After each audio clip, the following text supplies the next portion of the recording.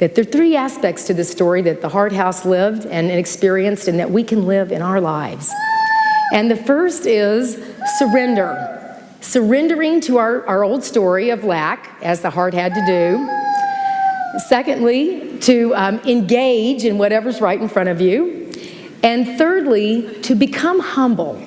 To become humble and recognize that none of us has this any more figured out than anyone else. We're all doing this Christmas and this awakening together. So we first want to surrender. We want to surrender our story of as the Hart had, the story, I've got to keep my door closed. I got my earring here.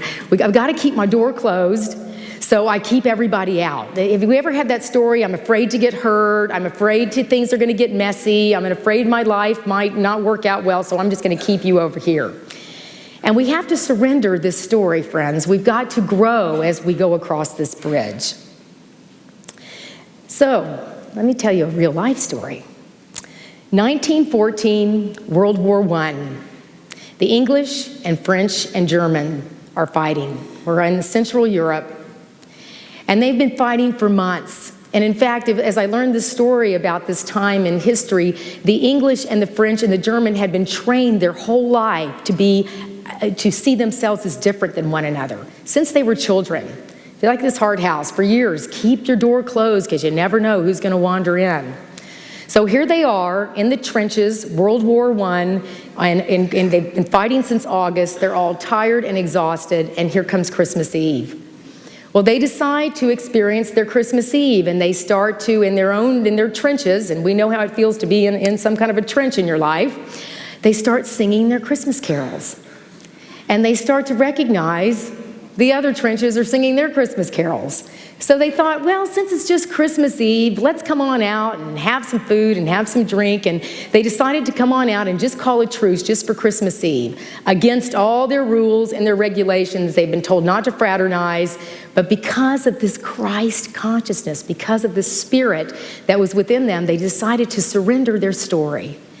And they came out and they shared food and drink and enjoyed the Christmas, that Christ light within them, seeing one another.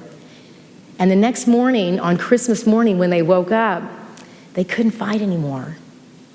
In fact, the tagline of the film is, without an enemy, there is no war. Without a front door keeping people away, you're free to be you. You know, what is that story that's on your heart that Christmas will invite you to open up more fully, to know that you are the one that keeps you from loving fully and keeps people from coming into your life. And don't you think it's time to surrender that story? So our next place after surrender is that we want to engage with what's right in front of us. I had a very interesting experience just this week. I write my talks on Thursday morning. So Wednesday night, I like to get a lot of sleep. So on Thursday morning, I get up and I'm very inspired and I go somewhere where I can write my talk. And I like my life just like the house, you know, neat and orderly and everybody's happy and all those kind of things, right? Does love work that way? No.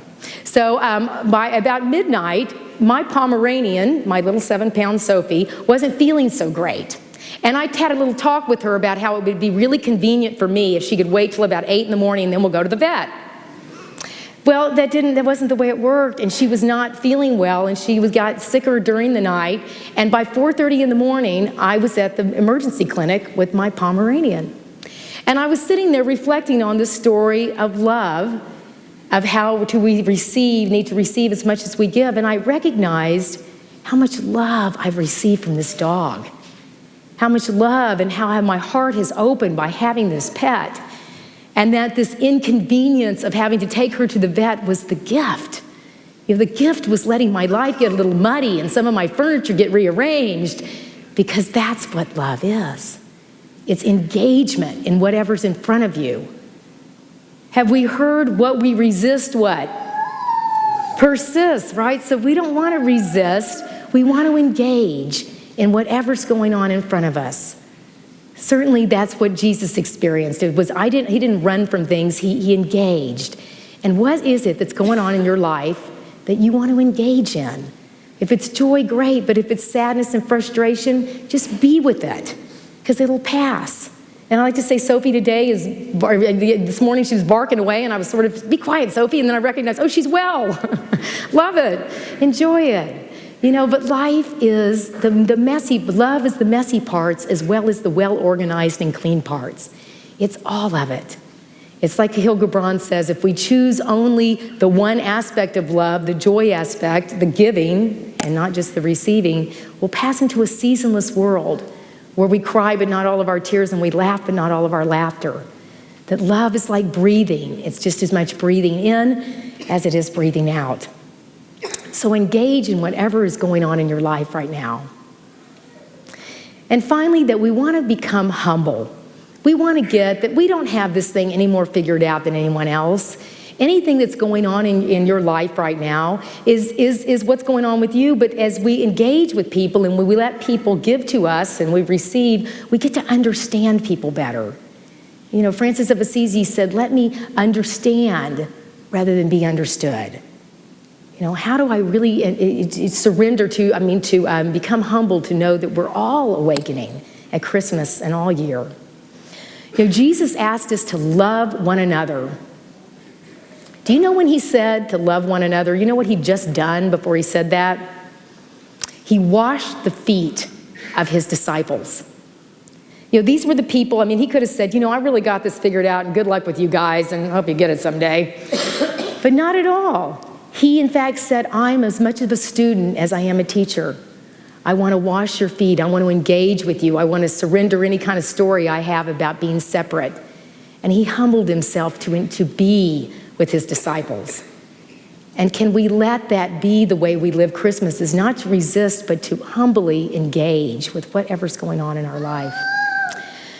We have a member of our congregation that is a beloved friend of certainly of mine and of many of us, who wanted to come forward and talk about how he's received from this congregation this Christmas time and for months in his life. So Daniel, why don't you come forward and share a few minutes with us?